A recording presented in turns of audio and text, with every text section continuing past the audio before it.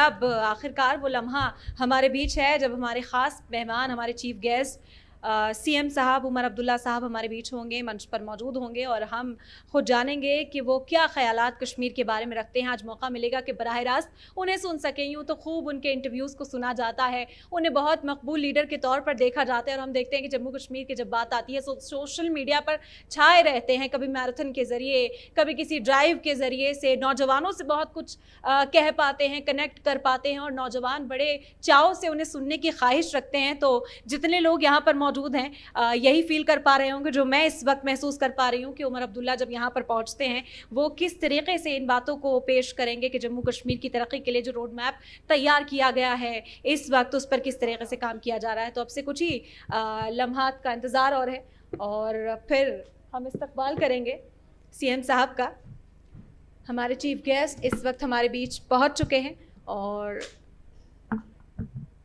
क्योंकि जिस तरह से नेशनल कॉन्फ्रेंस इस वक्त काम करती हुई जम्मू कश्मीर के अंदर दिखाई दे रही है, हर तरफ से सताइश कहीं ना कहीं मिली है और कई ऐसे मौज़ूआत हैं जिन पर सवाल भी पूछे जाते हैं। कहा जाता है कि क्या ख्याल इस वक्त रखती है एनसी तमाम मुद्दों का, जो मैनिफेस्टो में वादे किए गए थे वो क्या पूरे किए गए हैं, आवाम कितने खुश हैं।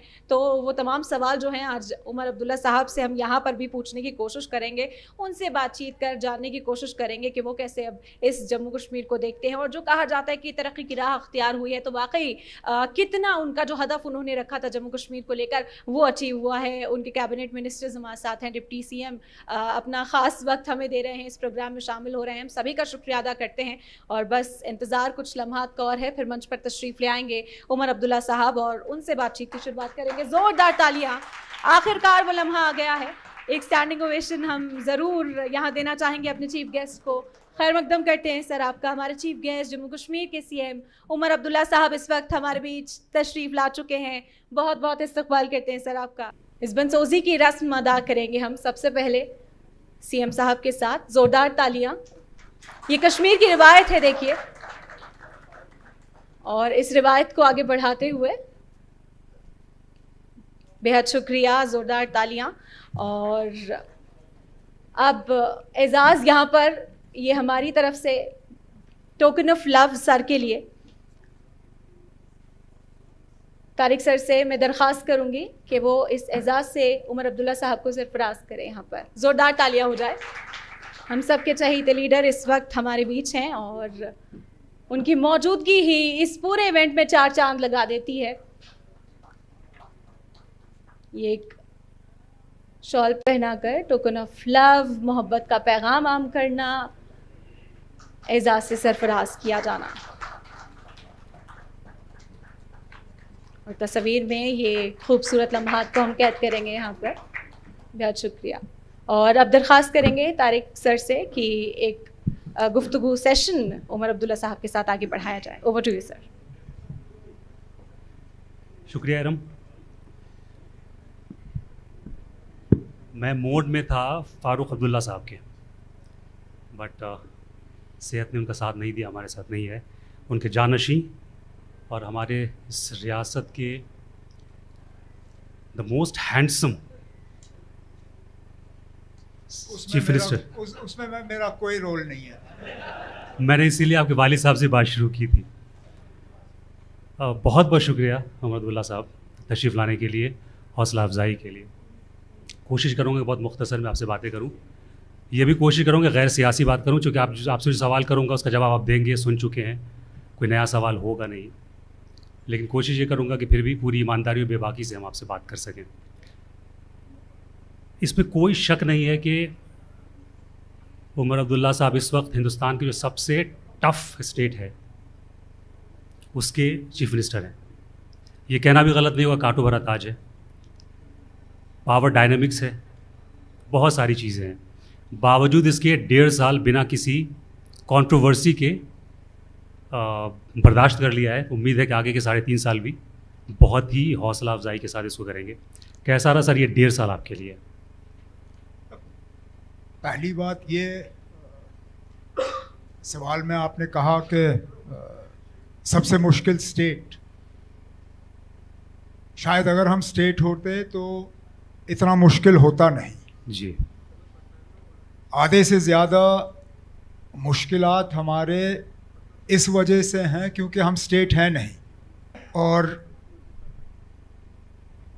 मैं बार बार ये बात कहता आया, फिर दोहराऊंगा,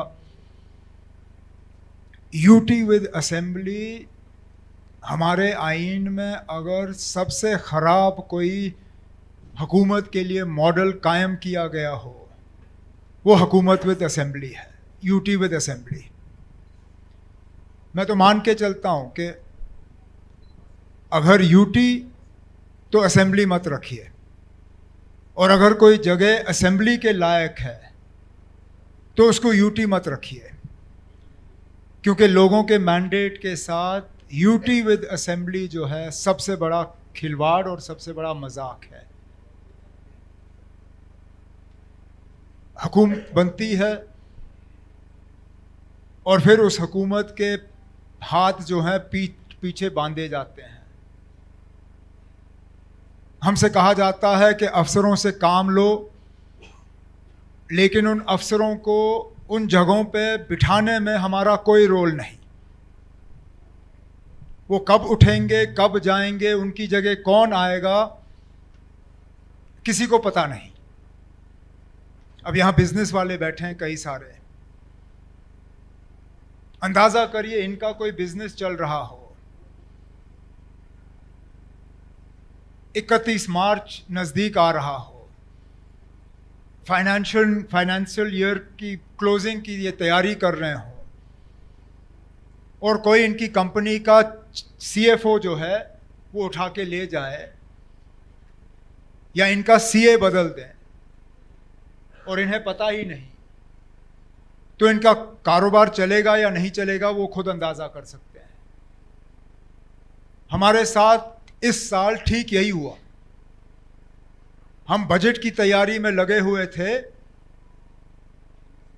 और ऑर्डर आया कि हमारे फाइनेंस सेक्रेटरी जो हैं वो यहाँ से ट्रांसफ़र होकर दिल्ली ले गए, बजट के बनते बनते। अब मुश्किल से हमें फिर बात करके 1 महीना उनको यहाँ रुकवा दिया। तो ठीक है ना, अब आप कहते हैं कि बिना प्रॉब्लम के, वो हम जानते हैं ना, अब जो यहाँ सामने बैठे हैं, कि इस निज़ाम में गाड़ी को पटरी पे रखना ही इतना बड़ा चैलेंज है। लेकिन उसके बावजूद हम उन लोगों में से नहीं हैं जो हालात का बहाना बना के कहेंगे ना कि हमसे कुछ नहीं हो रहा है क्योंकि हमें काम करने की इजाज़त नहीं दी जा रही है। ये बिल्कुल आप इन हालात के बावजूद भी जितना हमसे हो पा रहा है, अब यहाँ ये बिजनेस का कॉन्क्लेव है जी।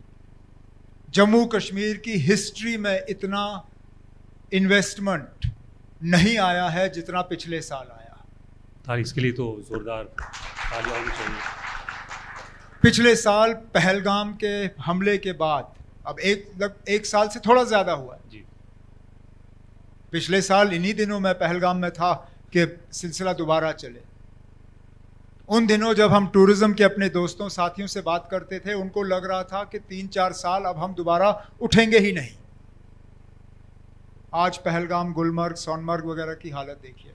अगर हमारा एयरपोर्ट ठीक बिहेव कर रहा होता, अगर जहाज़ों पे इस तरह पाबंदी नहीं होती, और तादाद होती टूरिस्टों की।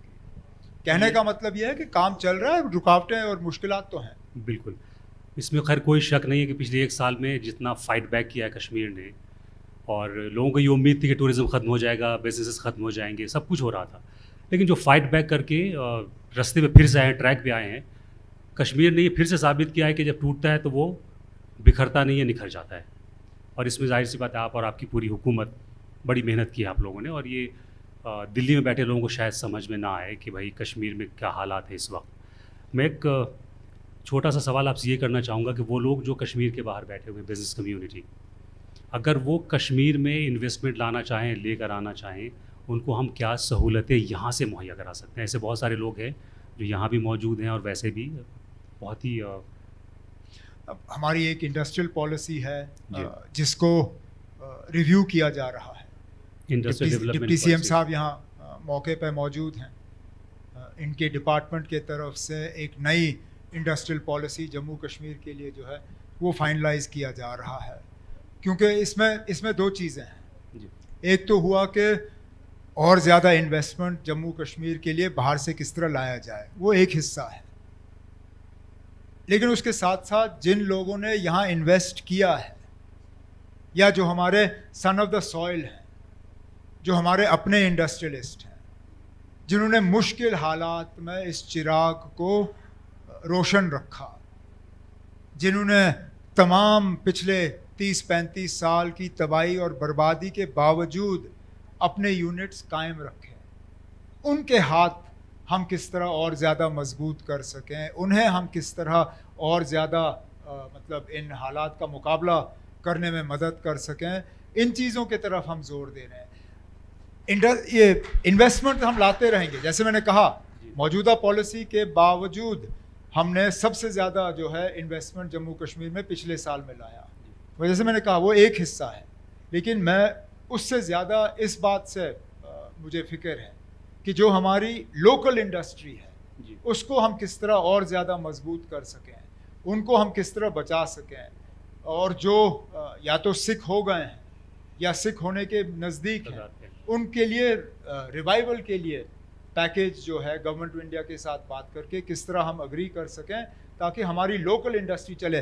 बाहर की जो इंडस्ट्री है, ठीक है, एक नॉर्मल सी की हवा पैदा करने में उनका भी रोल रहता है, लेकिन जो इंडस्ट्री सब्सिडी के लिए आती है वो इंडस्ट्री टिकती नहीं है जी। वो इंडस्ट्री आती है जब तक सब्सिडी हो, जैसे ही आप सब्सिडी हटा देते हो वो इंडस्ट्री वाले जो हैं अपना मशीन जो है छोड़ के यहाँ से चले जाते हैं। हमारे जो लोकल इंडस्ट्रियलिस्ट हैं वो ये नहीं करते, उनके लिए ना हालात जैसे भी हों, इनको रहना यहीं पे है। बिल्कुल। तो अगर हमारे मतलब गवर्नमेंट पॉलिसीज़ जो हैं, अगर मैं खुद मानूं, मैं तो कहता हूँ ना 25% हमारा फोकस जो है बाहर से जो लोग हैं उनके लिए होना चाहिए, और 75% हमारा फोकस जो है उनके लिए होना चाहिए जो ज़मीनी हमारे ज़मीन से जुड़े हुए हैं और यहाँ की इंडस्ट्री है। वंडरफुल। आप बहुत टेक सेवी भी हैं। हैदराबाद या बेंगलोर की तर्ज पे हम देख सकते हैं कि आने वाले दिनों में जम्मू कश्मीर में एक बड़े ब्रांड्स आए, IT हब बने, स्टार्टअप्स शुरू हो, क्या इस पे कुछ काम हो रहा है अभी? एक स्टार्टअप इकोसिस्टम जम्मू कश्मीर ने कायम किया है। जैसे जैसे आपका ये सेशन चलता रहेगा, आपको नंबर्स जो हैं यहाँ पार्टिसिपेंट्स देना शुरू कर लेंगे।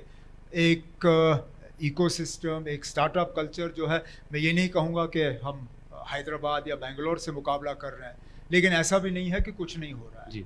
और ये सारे जो हैं जो इस स्टार्टअप कल्चर या इस इकोसिस्टम का इस्तेमाल कर रहे हैं वो हमारे ही नौजवान हैं, चाहे कश्मीर में हो चाहे जम्मू में हो। छोटी यूनिट्स इस्टेब्लिश कर रहे हैं, टेक्नोलॉजी का इस्तेमाल कर रहे हैं, और वो यूनिट जो है कायम कर रहे हैं जिनके लिए या तो मार्केट यहाँ पे मौजूद है जी, या रॉ मटेरियल उनके लिए यहाँ पे अवेलेबल है।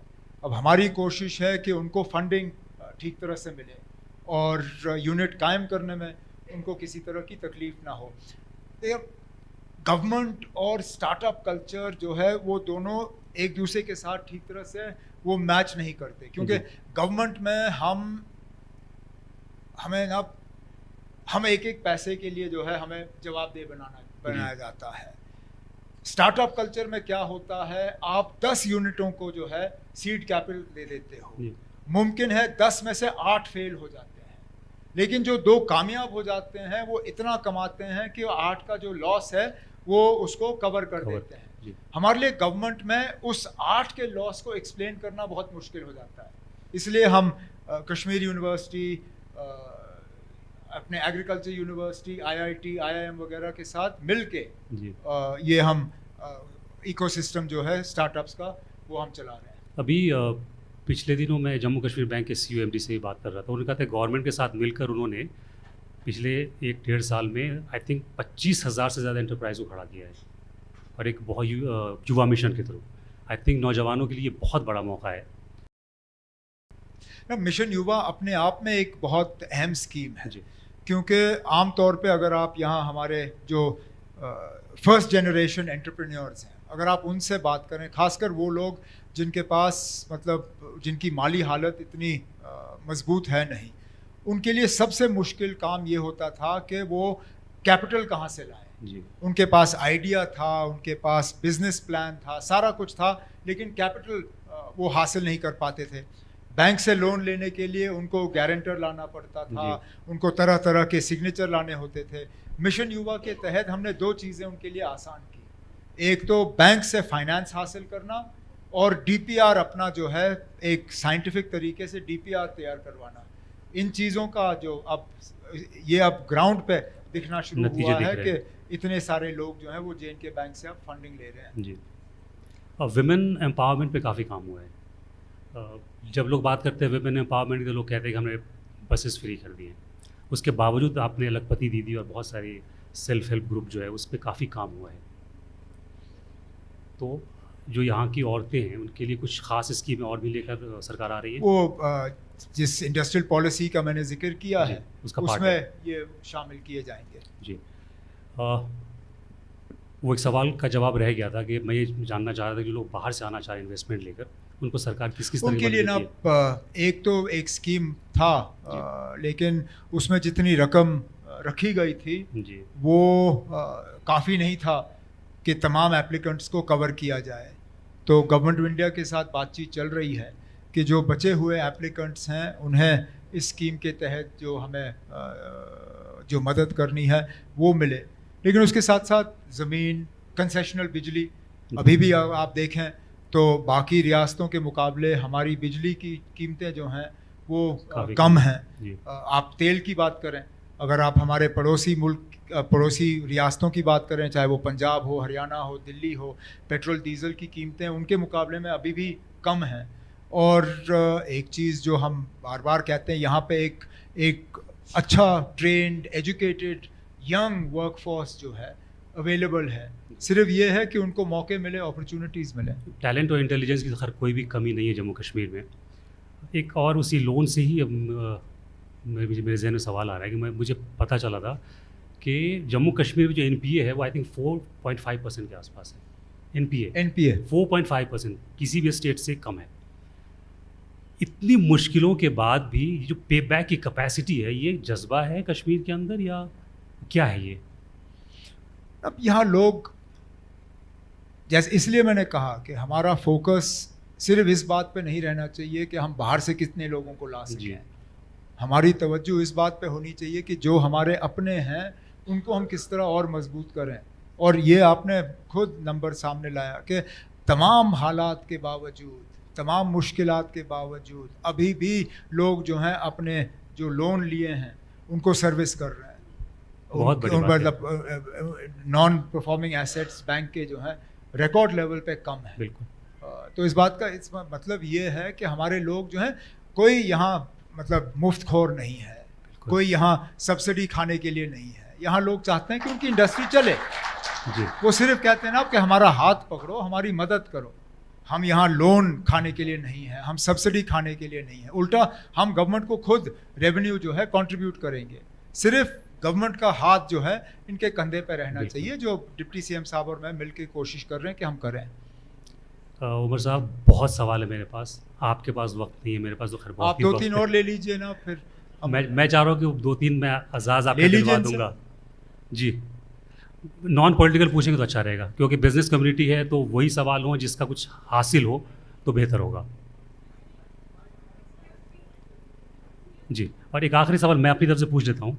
मुश्किलें इतनी पड़ी मुझ पर कि आसान हो गई, आपको देख कर यही लगता है मुझे। जब सुबह आप सोकर उठते हैं, आईने में खुद को देखते हैं, तो बजाय जब खुद को आप देखते हैं तो देखते जो आपके पहला जो ख्याल आता होगा वो आई एम सो हैंडसम, उसके अलावा कश्मीर के हवाले से क्या ख्याल आता है आपको? मैं अफसोस से कहना पड़ता है ना, वो ख्याल मुझे कभी आता ही नहीं है। अच्छा। मैं थोड़ा सा घमंडी हूँ, लेकिन इतना घमंडी नहीं हूँ ना कि मैं अपने आप को आईने में देखूँ और कहूँ ना मुझसे ज़्यादा खूबसूरत इस दुनिया में कोई है ही नहीं। उसके अलावा क्या ख्याल आता है आपको कश्मीर के हवाले से? यहाँ तकलीफ़ें कम हैं जी। मैं सुबह उठता हूँ तो सोचता हूँ ना आप आज कौन सा बम फटने वाला है, आज कौन सी मुसीबत आनी है, आज कौन सा बादल तो जब फटेगा तब फटेगा, मैं उस पर नहीं जाऊँगा। मुझे लगता है आपकी पूरी कैबिनेट का सेंस ऑफ ह्यूमर बहुत अच्छा है। हाँ, आपके साथ साथ आपकी पूरी कैबिनेट का सेंस ऑफ ह्यूमर बहुत अच्छा है। अब यहाँ सिर्फ मेरा नहीं ना, इस कमरे का सेंस ऑफ ह्यूमर अच्छा है ना। अगर हम हंस नहीं पाते तो ना रो रो के हम थक जाते। बेशक बेशक बेशक बेशक हंसते हैं बीच बीच में। थोड़ा सा दिल का जो बोझ है वो हल्का हो जाता है। कभी अकेले हंसते हैं, कभी मिलके हंसते हैं।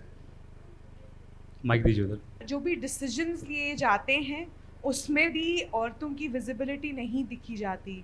तो आपकी गवर्नमेंट, जैसे आप कह रहे हैं, वुमेन एम्पावरमेंट के लिए काम कर रही है और दिखता भी है अब। और क्या ऐसी चीज़ें हैं जिसका फ़ायदा हम उठा सकते हैं, और वो कौन सी ऐसी चीज़ें हैं जो हमारे कैबिनेट मिनिस्टर्स, पॉलिटिकल लीडर्स हैं, वो औरतों के पक्ष में आगे रख सकते हैं? अब ये सही है कि जब आप हाईएस्ट लेवल पे डिसीजन मेकिंग की बात करें तो वहाँ जितनी औरतों की तादाद होनी चाहिए वो नहीं है। इसीलिए तो cutting across political lines unanimously women's reservation का बिल जो है वो पार्लियामेंट के दोनों हाउस ने पास करके उसको कानून बनाया। आज नहीं तो कल वो लागू होगा और लाजमी आपको एक हिस्सा अपनी असेंबली का, पार्लियामेंट का अपनी माओ बहनों के लिए रिज़र्व करना होगा। मुमकिन है कि उससे विमेंस एम्पावरमेंट ना सिर्फ नहीं लेकिन पार्टिसिपेटरी गवर्नेंस, क्योंकि एम्पावरमेंट का मतलब ये नहीं है कि आप सिर्फ उनको आके बिठा दें, उनको गवर्नेंस में हिस्सा भी लेना होगा और वो तो हो ही जाएगा। लेकिन एक छोटी हुकूमत होते हुए भी कैबिनेट में हम 6 ही लोग हैं। मेरी एक मिनिस्टर साथी हैं, यहाँ बैठे हैं, अहम पोर्टफोलियो संभाली हुई हैं, education, social welfare, health, medical education, और काबिलियत में कोई कमी नहीं। और हमारी मुकम्मल कोशिश रही पिछले 1-1.5 साल में कि इस तबके को जितनी हुकूमत के फाइनेंशियल रिसोर्सेज की कमी के बावजूद हम मदद कर सके, हम कर रहे हैं। चाहे वो सोशल वेलफेयर स्कीम्स के तहत हो, चाहे मैरिज असिस्टेंस के तहत हो, अब ये फ्री राइडरशिप बसों में, ठीक है कभी कभार हम मर्द जो हैं इस चीज़ का हम मजाक उड़ाते हैं, बट हकीकत ये है कि बसों में आसानी से चढ़ने का हमारी माएँ बहनें जो हैं बहुत ज़्यादा फ़ायदा ले पा रही हैं। चाहे वो अपने एजुकेशन इंस्टीट्यूशन तक पहुंचने के लिए हो, चाहे काम तक पहुंचने के लिए हो, या किसी भी वजह उनको सफ़र करना पड़े तो वो आराम से कर पाती हैं। यहाँ तक कि अब मुझे लगता है कुछ बसों में मर्दों के लिए जगह अब मिलना जो है वो मुश्किल हो गया है। मैं आम तौर पे अपने जो स्मार्ट सिटी ई बसेस को देखता हूँ तो मुझे लगता है कि 70-80% उसमें राइडरशिप जो है हमारे लेडीज़ की हैं और मुश्किल से 20% जो है वो मर्दों की है। मर्दों के लिए रिजर्वेशन करना होगा, वहाँ सीट रिजर्व करनी होगी शायद। हाँ चलिए ना, फिलहाल तो इनकी रिजर्वेशन हम ठीक करें, अपना हम बाद में कर लेंगे। हमने 70 साल हमने ही चलाया हुआ है तो ठीक है। बट कहने का मेरा मतलब ये है कि we have not ignored this 50% of the population and going ahead we won't ignore it also. अस्सलाम वालेकुम सर। एक आखिरी सवाल ले लेते हैं, बहुत मुख्तसर सा कीजिए। सर एक्चुअली मैं कोचिंग इंडस्ट्री को बिलोंग कर रहा हूँ, डॉक्टर सदाम मेरा नाम है। तो सर पिछले 24 साल से मैं पढ़ा रहा हूँ, कोचिंग दे रहा हूँ। मगर सर मेरी एक रिक्वेस्ट है कि हमारे गवर्नमेंट की तरफ से 10% कोटा आता है, 10% कोटा होता है सर, हाँ। जिसमें हम स्टूडेंट्स को पढ़ाते हैं सर, जो ऑर्फिन्स होते हैं या डिस्टिट्यूट्स होते हैं। मगर सर मेरी एक रिक्वेस्ट है कि जो 10% कोटा हमारे पास आता है, एटलीस्ट सर उसमें अगर हम कोचिंग इंडस्ट्री पूरी देखेंगे उसमें सर 10,000 या 5-6 हज़ार बच्चे आते हैं। हमारे पर्सनल कोचिंग सेंटर में सर लगभग 500 बच्चे ऐसे होते हैं जो 10% कोटा में आते हैं, फ्री ऑफ कॉस्ट होते हैं सर। मगर सर मेरी एक रिक्वेस्ट है कि उसको पूरी तरह से आप स्क्रीन कीजिए, जो हमारे कंसर्न्ड एमएलएज है सर, क्योंकि वो ग्राउंड के साथ जुड़े होते हैं, उनको सब कुछ पता होता है कि उनके कॉन्स्टिट्यूएंसी में कौन कौन सा बच्चा ऐसा है जो डिजर्विंग है, डेस्टिट्यूट है, ऑर्फन है, या डाउन ट्रोडन है, या गरीब है। तो सर वो मुझे लगता है कि वो उसी ग्रॉस रूट लेवल से आने चाहिए, फिर वो रिकमेंड होने चाहिए टू डायरेक्टरेट ऑफ एजुकेशन। अब मुझे इसमें कोई एतराज़ नहीं है, लेकिन इसमें खतरा एक है। हाँ सर। आपको फिर ये बच्चे जो हैं मेरिट पे कम और पॉलिटिकल कंसिडरेशंस पे ज़्यादा मिलेंगे। सर हम मैं मिसाल के तौर पे, अब मैं एमएलए हूँ, कॉन्स्टिट्यूंसी को रिप्रेजेंट करता हूँ, मैं उन्हीं लोगों को रेकमेंड करूँगा जो मेरे सियासी सोच के साथ ताल्लुक़ रखते हैं। नतीजा ये होगा कि एक डिज़र्विंग कैंडिडेट ऐसा होगा जिसका पॉलिटिकल लिंकेज मेरे साथ नहीं होगा और वो रह जाएगा। हमें किसी ना किसी तरह ये देखना होगा कि मेरिट वाले बच्चे आएँ, लेकिन उनको आइडेंटिफाई करने का तरीका जो है वो हमें ठीक करना सॉरी फॉर होगा। इंटरप्शन। एक्चुअली सर उसमें कोई मेरिट ना कोई एग्जामिनेशन डिसाइड होता है, वो सर जो भी जाता है वहाँ पे फॉर्म भर लेता है डायरेक्टरेट में। उसमें सर एक्चुअली या तो आप मेरिट बेसिस पे, यहाँ पे हमारी एजुकेशन मिनिस्टर साहिबा बैठी ऑनरेबल मैम, आपसे भी रिक्वेस्ट है कि उसमें मैं समझ गया, सद्दाम साहब, इसका हम कोई ना कोई हल निकाल लेंगे। बहुत आपने शुक्रिया ये सद्दाम मसला साहब, फ्लैग किया, बहुत हम शुक्रिया। कर लेंगे इसका। वक्त कम है तो अब सवाल अब नहीं ले पाएंगे। सर हमारे पंजाब के कुछ एंटरप्रेन्योर अब यूनिवर्सिटी का आपने एक्ट पास कर दिया, तो few of our entrepreneur want to establish university here in Jammu and Kashmir for the student of Jammu. आ जाइए ना, हमने इसीलिए तो ये कानून लाया, क्योंकि हमें जो हमारा अपना कैलकुलेशन है, और मिनिस्टर साहिबा यहाँ बैठी है, लेकिन मुझे लगता है कोई 2,500 से 3,000 करोड़ जो है यहाँ से हम पैसा बाहर भेजते हैं सिर्फ फ़ीस की सूरत में, और फिर हमारे बच्चे जो हैं बाहर कभी कभार जो है हालात ख़राब हो जाते हैं तो उनको बहुत मुश्किल का सामना करना पड़ता है।